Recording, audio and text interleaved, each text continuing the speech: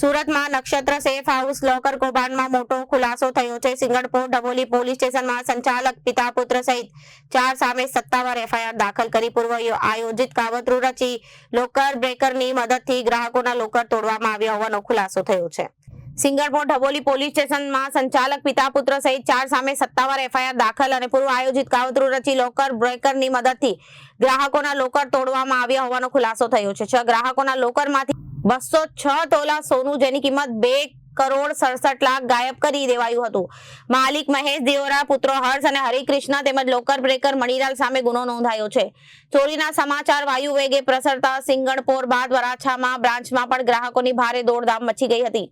સેંકડો લોકો પોતાના દાગીના સુરક્ષિત છે કે નહીં તે ચકાસવા ચાવીઓ લઈને સેફ વોલ્ટ ખાતે પહોંચી ગયા.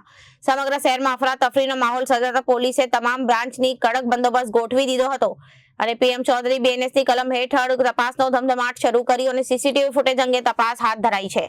પોલીસે આરોપી પિતા અને 2 પુત્રોની ઝડપીથી વધુ કાર્યવાહી હાથ ધરી છે. Reporter Arvind Rathod, Janadesh news, Surat.